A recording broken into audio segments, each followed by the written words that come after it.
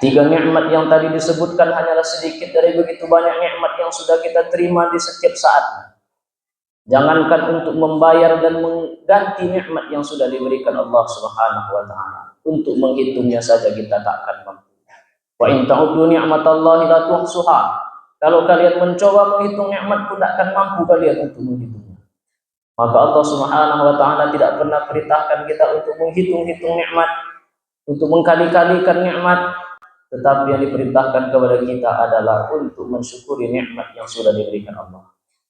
Bersyukur dengan cara memuji Allah, bersyukur dengan cara beribadah kepada Allah, bersyukur dengan cara meyakini apa saja yang ada bersama dengan kita hari ini itu semua adalah milik Allah dan nanti dia akan kembali kepada Allah Subhanahu wa taala.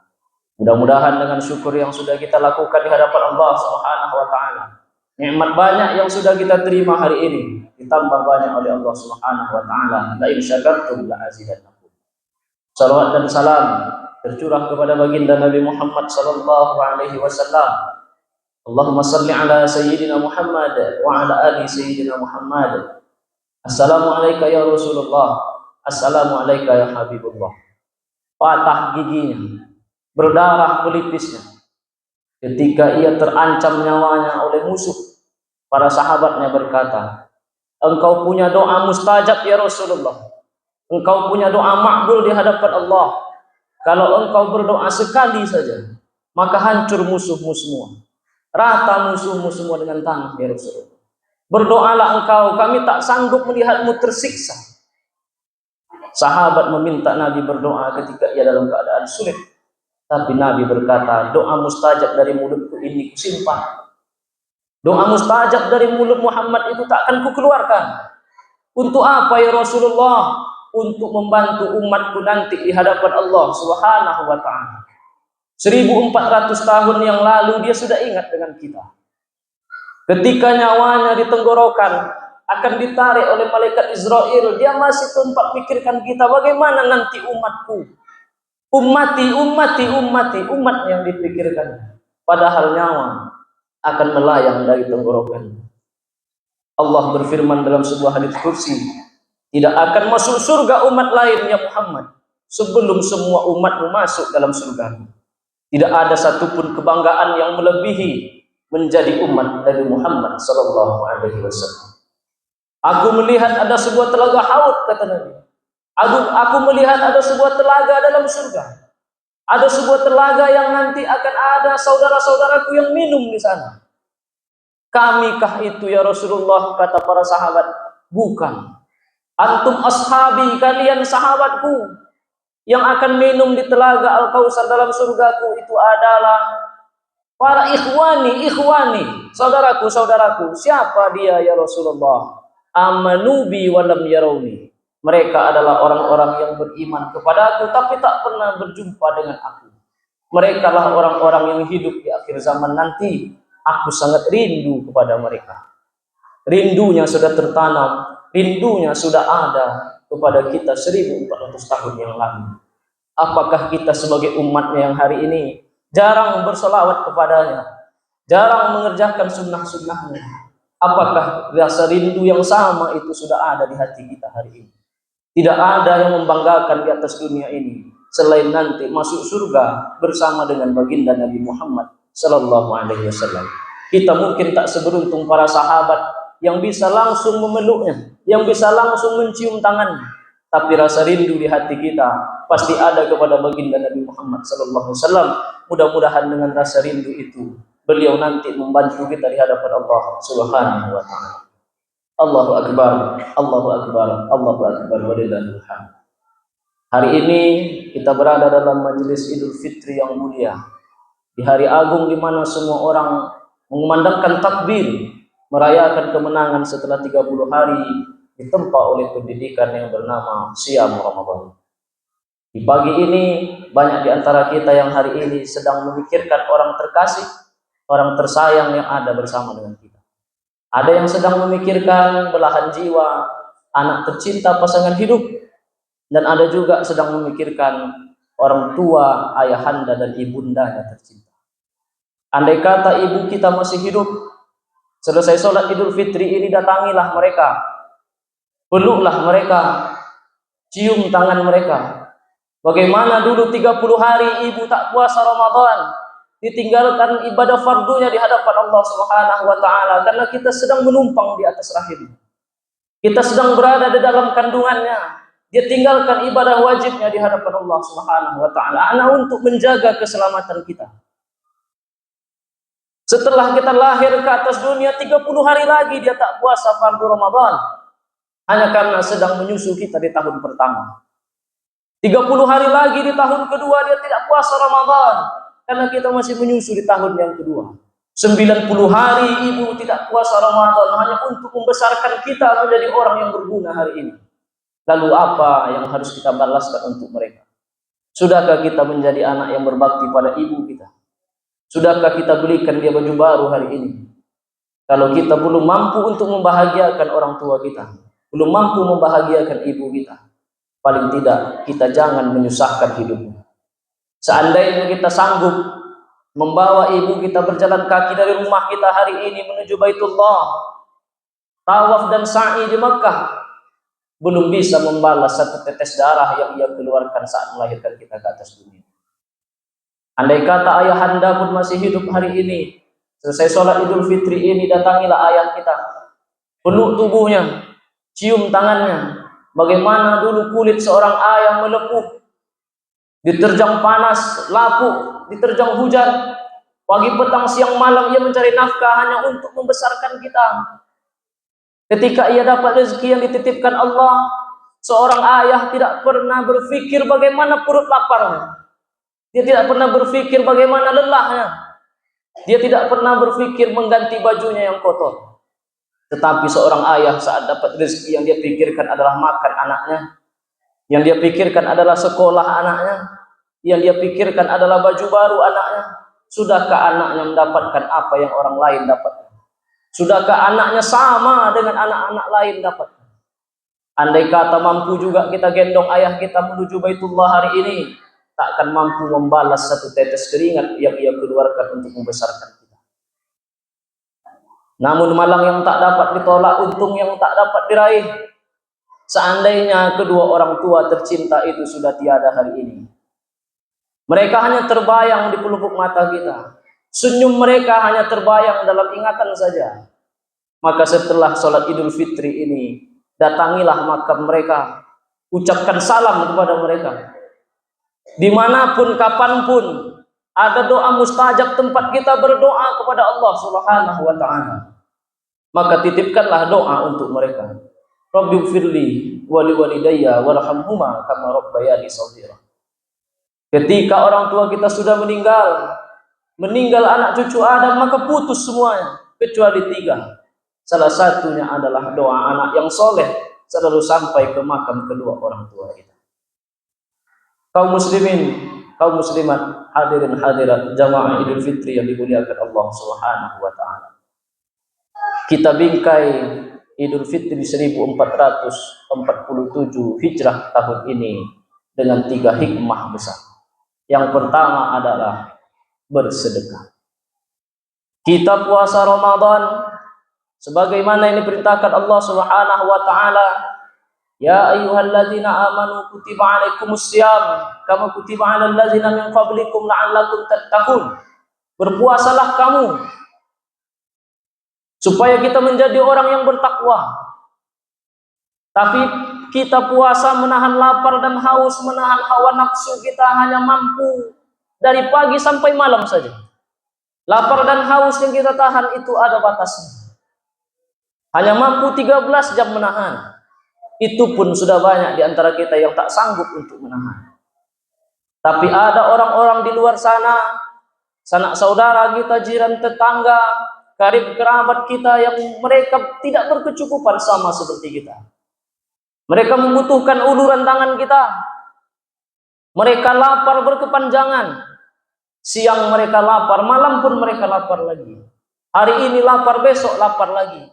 Tidak sama seperti kita, lapar yang ada batasnya. Maka dosa kita terbesar hari ini adalah uhnuhum lihazal yaum, membiarkan mereka masih dalam keadaan kurang, masih dalam keadaan meminta-minta, masih dalam keadaan belum cukup di hari yang mulia ini. di mana seharusnya mereka juga dapat baju baru sama dengan kita. Mereka seharusnya juga dapat sendal baru sama dengan kita. Mereka seharusnya sudah berbuka makan yang enak yang sama dengan kita. Tapi hari ini sangat sedikit orang yang mau membantu saudaranya yang membutuhkan. Nabi Muhammad SAW selesai melakukan sholat berjamaah, Nabi membentangkan sorban kepada para sahabat. Tasaddaq ya ashabi, bersedekahlah wahai sahabat, bersedekahlah sahabat. Sahabat Nabi memberikan semua harta mereka, memberikan emas perhiasan mereka, memberikan apapun yang mereka miliki di hadapan Allah Subhanahu wa taala. Karena mereka sadar itulah yang akan membantu mereka di hadapan Allah Subhanahu wa taala. Ma'akal tafa'afnaita, apa yang akan kita makan membusuk, wa malabis tafa'aflaita, apa yang kita pakai akan lapuk, wa matusaddaq tafa'amdaita, yang kita sedekahkan itulah yang akan membantu kita di hadapan Allah Subhanahu wa taala. Yatsma'ul mayyita salasun, ketika mayat kembali ke makam ke kuburnya, dia diiringi oleh 3 hal. Maluhu oleh hartanya, ahluhu keluarganya, a'maluhu oleh amal ibadah. Harta itu akan pulang kembali diperebutkan oleh yang tinggal. Anak, keluarga, pasangan hidup juga kembali akan pulang ke rumah. Tidak ada satupun orang yang mau masuk ke dalam liang lahat menemani kita di dalam kesendirian, dalam tempat yang gelap gulita. Tapi yang akan menemani kita adalah a'maluhu. Kalau pernah hari ini 30 hari yang lalu kita melaksanakan ibadah siam Ramadan, kalau pernah kaki tegak lama salat tarawih berjamaah, kalau pernah mulut lama membaca Al-Quran, kalau pernah telinga lama mendengarkan kajian-kajian keislaman, kalau pernahlah harta kita sedekahkan di hadapan Allah Subhanahu wa taala menjadi sedekahun jariyah, itulah yang akan menemani kita di hadapan Allah Subhanahu wa taala. Orang-orang yang hari ini masih berniat, masih ada di dalam hatinya ingin kikir, berinfaklah. Yang masih pelit-pelit, bersedekahlah. Yang sudah bersedekah, tingkatkanlah apa yang sudah kita sedekahkan hari ini di hadapan Allah Subhanahu wa taala. Karena bagi orang-orang yang hobi menumpuk harta, bagi orang-orang yang hobi mengumpulkan perhiasan, Allah Subhanahu wa taala sesungguhnya sedang menyiapkan bola panas yang nanti akan menghukum kita sendiri di hadapan Allah Subhanahu wa taala. Yauma yukhma 'alaiha wa tuqwa biha jibahuhum wa junubuhum wa zuhuruhum hadza ma kanastum. Nanti harta yang kita kumpulkan yang tak mau kita sedekahkan itu akan dibakar oleh Allah Subhanahu wa taala dalam api neraka jahanam, lalu dilemparkan ke perut kita, dilemparkan ke pundak kita, dilemparkan ke kening kita. Hadza ma kanastum, inilah hartamu kata Allah. Inilah dulu yang kau simpan-simpan, inilah yang kau tumpuk-tumpuk dulu yang tak mau kau sedekahkan kepada orang lain. Fazuqu ma kuntum takmizun, sekarang kau rasakanlah akibat dari perbuatanmu yang kikir itu kata Allah Subhanahu wa taala. Kalaulah 30 hari 30 malam Ramadan menyentuh hati orang yang beriman, maka hari ini menjadi orang yang ringan tangan untuk berbagi. Kalau puasa kita sampai ke lubuk hati, maka akan membuat kita menjadi orang yang dermawan, mudah untuk melihat kesusahan orang lain yang membutuhkan. Allahu Akbar, Allahu Akbar, Allahu Akbar, walillahil hamd. Itulah hikmah pertama Idul Fitri 1447 Hijrah, mengajarkan kita untuk senantiasa hidup berbagi.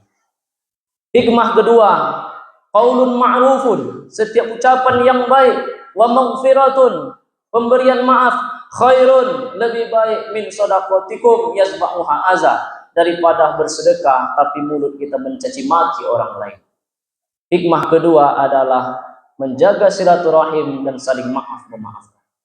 Nabi Muhammad SAW beberapa hari sebelum ia meninggal dunia, ia naik ke atas mimbarnya lalu ia berkata kepada para sahabatnya, man kuntu jaladdu lahu zahran, barang siapa yang dulu pernah terpukul, barang siapa yang dulu fisiknya pernah tersakiti karena ulahku, haza zahri, ini diri Muhammad sallallahu alaihi wasallam, falyastaqib minhu, silahkan balas oleh kalian.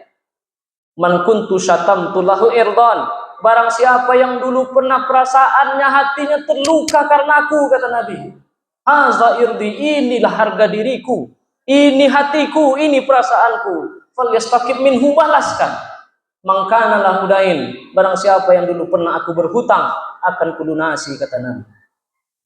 Nabi menyampaikan 3 hal itu sebagai bentuk permohonan maafnya kepada para sahabat yang akan ia tinggalkan di dunia. Padahal dia seorang nabi, dia maksum, dia dirindukan surga. Kata Allah Subhanahu wa taala, kalau bukan untukmu dan umatmu ya Muhammad, tidak akan aku ciptakan dunia beserta isi.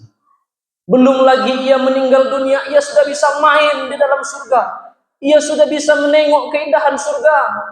Ialah orang pertama nanti yang akan masuk surganya Allah Subhanahu wa taala, tapi ia tetap minta maaf. Padahal dia seorang nabi, tidak pun ia minta maaf, dia akan dimaafkan oleh para sahabatnya. Tapi ia tetap menyampaikan permohonan maafnya kepada para sahabat yang akan ia tinggali.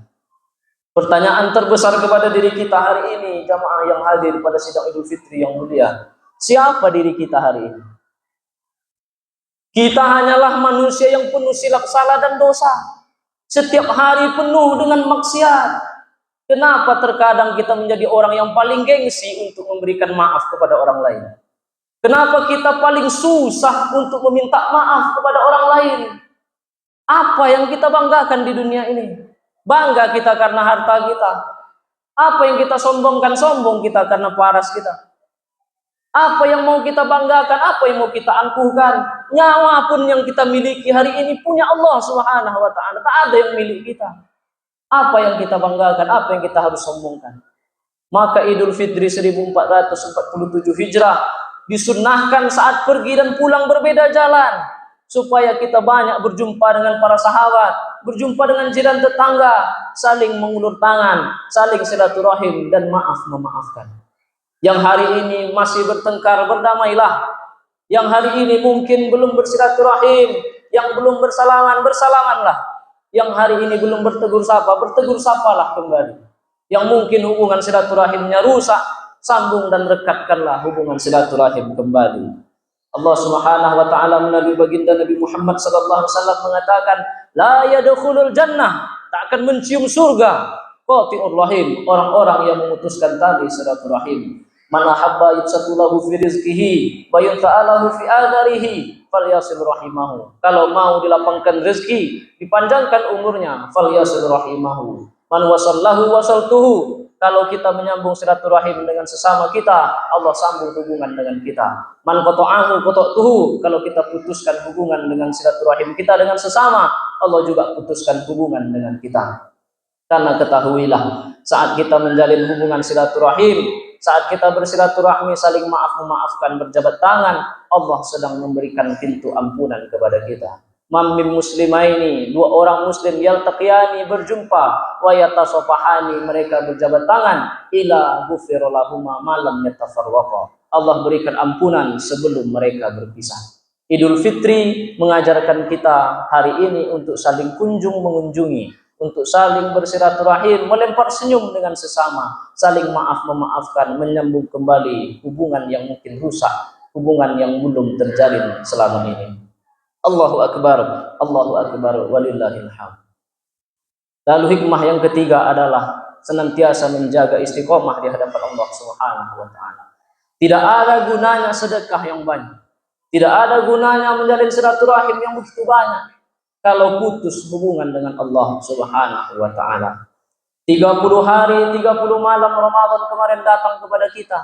Sesungguhnya Ramadan itu memberikan banyak kemudahan. Yuridullahu bikumul yusra wa la yuridu bikumul usra. Ramadan itu Allah ciptakan untuk membuat kita mudah, memudahkan kita supaya mudah kita beribadah. Mana yang mudah kaum muslimin muslimat? 20 rakaat, 8 rakaat itu susah. 13 jam menahan itu sulit, berat. Menahannya dengan iman dan wahtisabat itu berat sekali. Lalu mana yang mudah dijanjikan Allah? Mudahnya itu baru terasa hari ini ketika memasuki 1 Syawal. Kalau 20 rakaat salat tarawih, 8 rakaat salat tarawih, semangat kita memenuhkan masjid untuk beribadah, padahal kita harus perlu garis bawahi hukumnya sunnah di hadapan Allah, tetapi ramai-ramai berbondong-bondong kita datang, maka seharusnya masuk 1 Syawal mudah kita untuk sholat Isya berjamaah, yang hukumnya fardu wajib di hadapan Allah dan jumlah rakaatnya hanya 4 saja. Kalau kemarin kita mudah untuk bangun sahur, pukul 3, pukul 4 kita sudah bangun sahur, harusnya ketika masuk 1 Syawal masih mudah kita untuk qiyamul lail, mudah kita untuk sholat tahajud malam. Kalau seandainya lah kita kemarin mudah untuk menahan lapar, 13 jam lamanya kita mampu menahan tanpa ada kendala yang berarti dari mulai sahur sampai kita berbuka, maka hari ini seharusnya masih mudah kita untuk menahan amarah, mudah kita untuk sabar, mudah kita untuk menahan hawa nafsu kita supaya tidak sampai ke jalan maksiat di hadapan Allah Subhanahu wa taala. Walitukmilul iddata walitukabbirullaha ala ma hadakum. Allah perintahkan kita bertakbir bukan saat Ramadan. Kalau ada orang yang bertakbir di bulan Ramadan, maka akan datang orang untuk memberhentikan kita karena belum waktunya bertakbir. Gema takbir baru berkumandang ketika Ramadan sudah berakhir. Apa makna yang tersimpan di balik itu? Supaya kita tetap agungkan Allah walaupun Ramadan sudah selesai. Kita tetap beribadah, tetap penuhkan masjid, tetap istiqomah beribadah kepada Allah walaupun Ramadan sudah habis. Karena Allah yang kita sembah di bulan Ramadan sama dengan Allah yang kita sembah hari ini di bulan Syawal. Maka dari itu hari ini, kalau kemarin kita ramai-ramai mengerjakan ibadah ke masjid, maka jangan pernah tinggalkan masjid. Tetap penuhkan kembali masjid untuk sholat berjamaah. Kalau dulu kita baca Quran, maka hari ini kita lanjutkan baca Quran. Kalau kemarin kita rajin melaksanakan ibadah-ibadah sunnah, maka hari ini jangan pernah tinggalkan ibadah-ibadah sunnah. Kalau dulu mungkin Bapak Ibu semua yang hadir hari ini, kita memahami hukum sunnah itu adalah dikerjakan berpahala, ditinggalkan tak apa-apa. Tapi sesungguhnya makna yang terkandung bukan itu. Sunnah yang arti sesungguhnya adalah kalau dikerjakan dia berpahala, ditinggalkan kita akan menjadi orang yang merugi di hadapan Allah Subhanahu wa taala. Karena sunnah adalah untuk tambahan ibadah di hadapan Allah Subhanahu wa taala. Jangan pernah tinggalkan ibadah, jangan pernah tinggalkan sunnah yang kemarin sudah dididik Ramadan 30 hari, 30 malam lamanya kepada kita. Ittaqillaha haitsu ma kunta. Bertakwalah kepada Allah kapan saja dan di mana saja. Hari ini kita coba buka surat Al-Baqarah 186. Allah Subhanahu wa taala memerintahkan 183 untuk puasa Ramadan. Di 185 Allah kisahkan bagaimana kemuliaan Al-Qur'an yang diturunkan di bulan suci Ramadan. Lalu di ayat 186-nya Allah mengatakan, wa iza sa'alaka ibadi anni fa'ili qarib ujibu da'watad da'i iza da'an falyastajibu li wal yu'minu bi la'allahum yarshudun. Allah mengatakan kepada kita, kalau ada yang bertanya tentang aku, ketahuilah aku sangat dekat.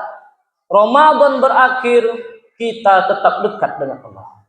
Ramadan berakhir, hubungan kita semakin dekat dengan Allah. Karena Syawal sendiri artinya adalah peningkatan. Seharusnya ibadah setelah Ramadan berakhir membuat kita semakin dekat, semakin meningkat ibadah kita di hadapan Allah Subhanahu wa taala. Itulah 3 hikmah Idul Fitri. Bagaimana kita senantiasa menjaga sedekah yang banyak dengan harta yang dititipkan Allah, senantiasa menjaga hablum minan nas, menjaga silaturahim dan saling memaafkan dengan sesama manusia, dengan sesama orang-orang yang beriman. Dan yang terakhir adalah senantiasa menjaga amal ibadah, amal soleh kita, istiqomah beribadah di hadapan Allah Subhanahu wa taala. Barakallahu li wa lakum fil Qur'anil azim wa nafa'ni wa iyyakum bima fihi minal ayati wazikril hakim. Wa taqabbala minni wa minkum tilawatahu innahu huwal ghafurur rahim. Allahu akbar, Allahu akbar, Allahu akbar. Allahu akbar, Allahu akbar, Allahu akbar. Allahu akbar kabira walhamdulillahi katsira wa subhanallahi bukratan wa asila. La ilaha illallah wahdah sadaqa wa'dah wa nasara 'abdah wa a'azza jundah wa hazamal ahzaba wahdah. Alhamdulillahi rabbil alamin wassalatu wassalamu ala sayyidil mursalin Sayyidina wa maulana Muhammadin wa ala alihi wa sahbihi rasulillahi ajma'in. Ashhadu an la ilaha illallah wahdahu la syarika lah wa ashhadu anna Muhammadan abduhu wa rasuluhu la nabiyya ba'da. Allahumma salli wa sallim wa barik ala hadzal nabiyil karim sayyidina wa maulana Muhammadin wa ala alihi wa sahbihi rasulillahi ajma'in. Ibadallah, usikum wa nafsi bitaqwallah wa ta'atihi faqad fazal muttaqun. Ittaqullaha haqqa tuqatih wa la tamutunna illa wa antum muslimun. Qala Allah Ta'ala fil Qur'anil Karim, a'udzu billahi minasy syaithanir rajim. Bismillahirrahmanirrahim. Wal 'ashr. Innal insana lafi khusr illa alladzina amanu wa 'amilus shalihat wa tawassaw bil haqq wa tawassaw bis sabr. Innallaha wa malaikatahu yusholluna 'alan nabi ya ayyuhalladzina amanu sallu 'alaihi wa sallimu taslima. Allahumma salli ala sayyidina Muhammad wa ala ali sayyidina Muhammad kama sallaita ala sayyidina Ibrahim wa ala ali sayyidina Ibrahim wa barik ala sayyidina Muhammad wa ala ali sayyidina Muhammad kama barakta ala sayyidina Ibrahim wa ala ali sayyidina Ibrahim fil alamin innaka Hamidum Majid. Allahumma ighfir lil muslimina wal muslimat wal mu'minina wal mu'minat bi rahmatika ya arhamar rahimin. Allahumma ighfir lana dzunubana wa li aba'ana wa li ummahatina. Ya Allah, ampunkanlah dosa silap salah kesalahan kami ya Allah. Begitu juga dengan dosa kedua orang tua kami, wabil khusus dosa ayah kami dan dosa ibu kami.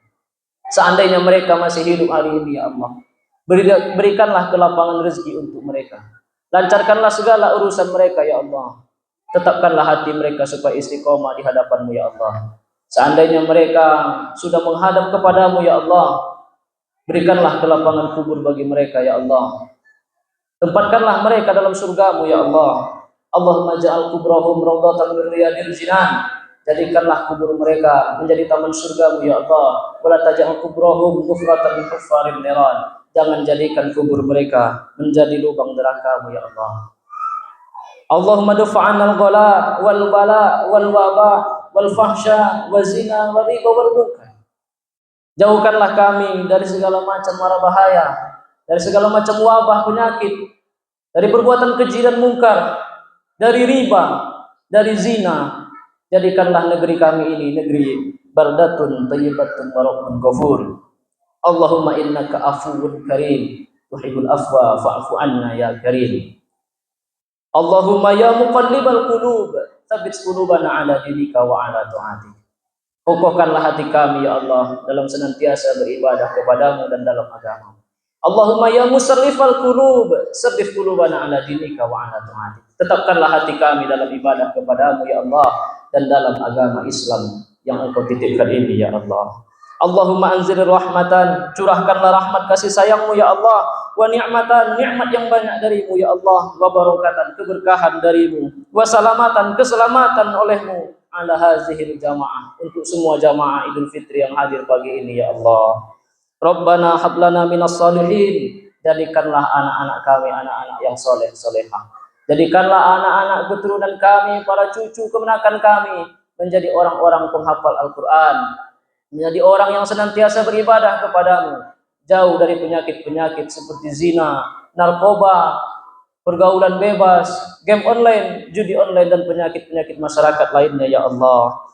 Allahumma ansuril ikhwanana al-muslimina wal mujahidina fi Palestin wa fi kulli makan.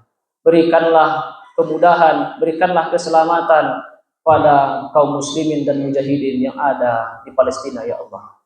Hari ini kalau belum kami mampu untuk berjihad pergi ke sana membantu mereka, kadang bersedekah berinfak pun kami tak sanggup. Hanya doa yang bisa kami sampaikan untuk mereka ya Allah. Ad-du'a sulahul mu'min, doa senjata orang beriman. Doa itulah yang kami bisa bantu untuk mereka ya Allah. Rabbana taqabbal minna innaka antas samiul alim wa tub alaina innaka antat tawwabur rahim. Ya Allah, berikanlah ampunan-Mu kepada kami dengan adanya Ramadan ya Allah. Terimalah amalan Ramadan kami baik di siang maupun malam harinya ya Allah. Dan satu yang ingin kami sampaikan kepadamu ya Allah, sampaikanlah umur kami ke tahun Ramadan yang akan datang.